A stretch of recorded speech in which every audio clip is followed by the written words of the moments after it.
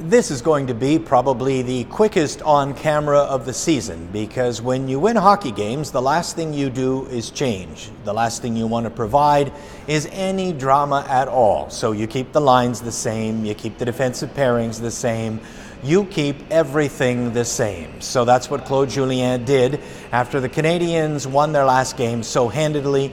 Their best win of the season, 8-3 over the Senators in Ottawa, a team that had lost only one time in regulation play in the entire campaign, got throttled by the Canadiens in Canada by a count of 8-3. And suddenly this team that couldn't score goals, averaging less than 2 per game in the first 8, is suddenly scoring at will with 18 goals in their last 3. We told you 2% would never last as a shooting percentage. They'll make their way up to 8%. They'll probably be about 15th in the league, as they have been for the last campaigns, once again when it's all said and done. What they'll need to do overall, though, is tighten up defensively where they still have issues, and we'll see if it persists. A goaltending problem for Carey Price, coming in at around 8.85 instead of 9.25, and a defense allowing about 2 goals per game more than it has been. They will certainly be challenged because the Minnesota Wild on Thursday aren't necessarily an offensive powerhouse, but after that, they do face a team in Winnipeg on Saturday that can score a lot, and a team in Chicago on Sunday, 3 games in 4 nights, that can also score a lot, even though the Hawks right now are in just a little bit of a tailspin. So overall for the Canadiens today, no changes line, no changes deep pairings, only one change overall, and that was Andrew Shaw did not practice today. He has a flu. They're describing it as a flu, not flu-like symptoms, but a flu. So that's the kind that makes your nose feel runny and your chest feel tight and congestion overall, not that other flu in shell circles that Andrew Shaw has suffered, which includes nausea and dizziness. So Shaw will make the trip with the team, leaving today for Minnesota, the first game of the road trip. So it looks as if it is just that old style of cold, and that's what we'll be looking for, and for sure knowing if he is in the roster on Thursday night against the Minnesota Wild. So that concludes a pretty quick wrap-up of the day's events from Brassard, as the Canadiens now head out on the bus to Minnesota for a quick 3-game stint before they play 6 in a row at the Bell Center in November. And by the end of these 9 games, we're going to know if the Canadiens are contenders or pretenders. Oh, I should mention one other fact that has just occurred to me. There is rumor, hot and heavy, that Alex Galchenyuk is going to be traded to the New York Rangers for Chris Kreider. My take on this is no. No, and more no. And here's why. Alex Galchenyuk still has a lot of upside.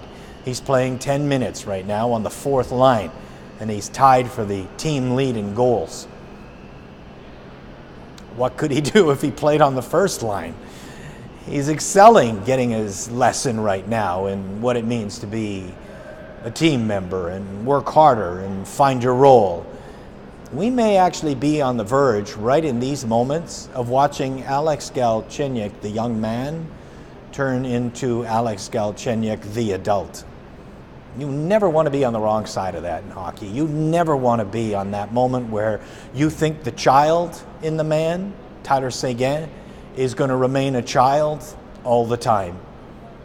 Don't make that mistake. Don't make that Matthew Schneider, that Chris Chelios, that moment where you just judge a man for still remaining a child, because they always do what they always do, and that's leave the things of youth and welcome the things of adulthood. And Alex might just be on the verge of that right now. Add to that, Chris Kreider, a winger, again? The Canadiens are very deep in the wing. That's their best position, by far. They don't need another winger at all. They need a center. They need a left-handed first-pairing defenseman who moves the puck. That's what they need. And they have limited assets. A first-rounder. And if you were going to trade Alex, limited assets. To get something with those limited assets, Get a left-handed defenseman who can play on the first pair with Shea Weber. Get a center. Don't trade for a possible star still in Alex Galchenyuk for a winger who's also struggling. Doesn't make any sense. None at all. But there are a lot of people talking about this rumor, and Glenn Sather and the entire staff of the New York Rangers watched either the Ottawa Senators or the Montreal Canadiens the other night. So there's something to it. Glenn Sather doesn't just mosey on over to Ottawa because he really enjoys the Rideau Canal in the fall. So there might be something to this. But if there is, don't do it. Just don't do it. It's not a wise deal. Alex could become a man very soon. He could even get a chance at center in other cities. The New York Rangers would want him as a center, not a winger. That's why they'd be interested in this deal, because they're terrible at center. They had Derek Brassard and Derek Stepan, and they made it to the finals of the Stanley Cup because they were great down the middle. You have to be great down the middle to make it to the Stanley Cup finals. They're crap down the middle. David Desharnais is their second-line center. That's why they're not winning games. It's not Alain Vigneault who's forgotten how to coach everybody, even though he's going to be the one that falls on the sword.